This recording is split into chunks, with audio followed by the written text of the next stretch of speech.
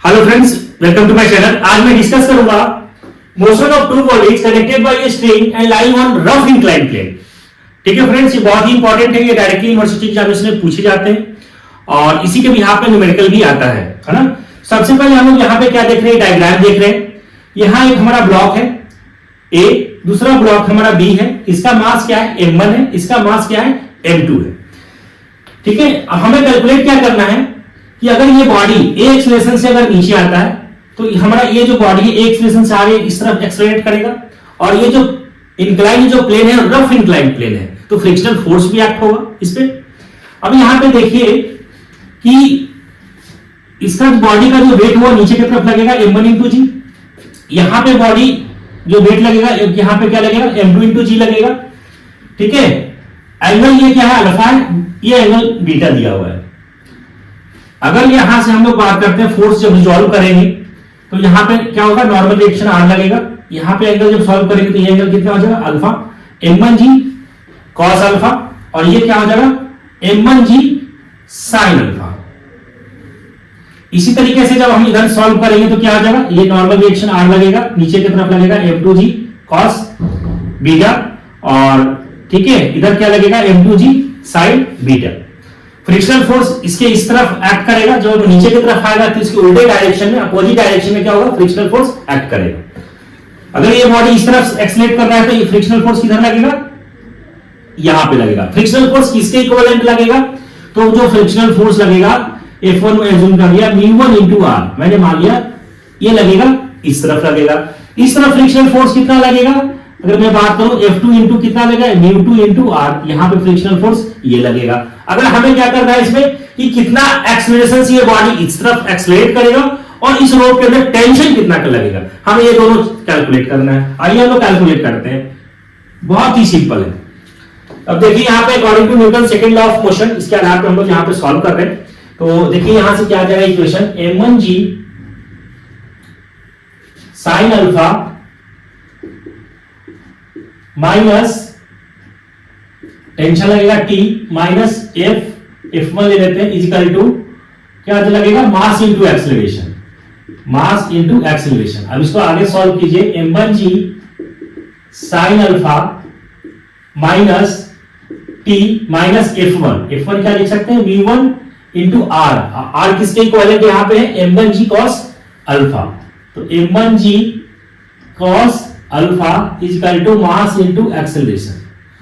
ठीक है, सेकंड में हम लोग तो देखिए t माइनस m2 जी cos बीटा माइनस यहां पे फ्रिक्शनल फोर्स लगेगा F2 is equal to mass into acceleration, तो t माइनस m2 g cos beta, F2 क्या हो जाएगा, μ2 इंटू r किसके इक्विवेलेंट हो जाएगा आपका, m2 जी cos बीटा। ठीक है, equal to mass into acceleration, इसको सेकेंड इक्वेशन मान लीजिए।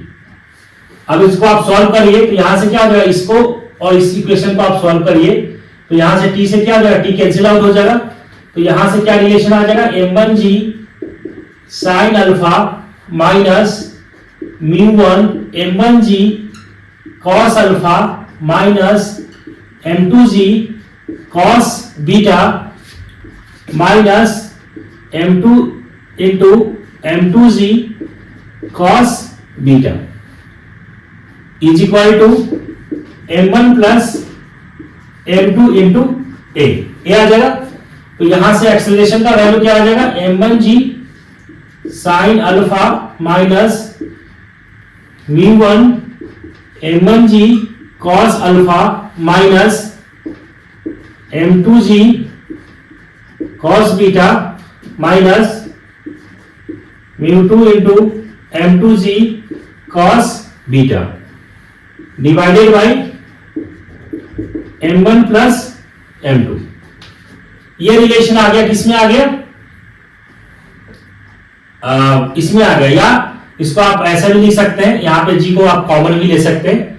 ठीक है, तो यहां से रिलेशन क्या आ जाएगा, अगर जी कॉमन ले लेंगे तो ना, तो यहां से देखिए रिलेशन आ जाएगा a equal to m1 sin alpha minus μ1 m1 cos alpha m2 cos beta minus m2 mu into m2 cos beta into g divided by m1 plus m2, ये रिलेशन आएगा। अब हम लोग क्या करेंगे, ए का जो रिलेशन है from equation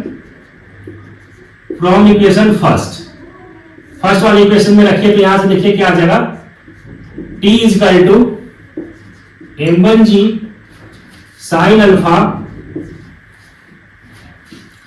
minus mu m1g cos alpha is equal to m1 into A.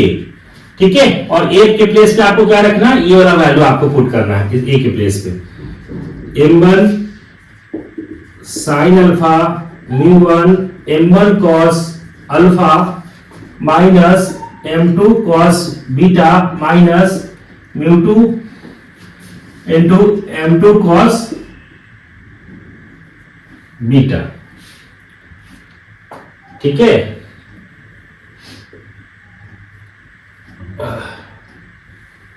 Sine alpha cos alpha,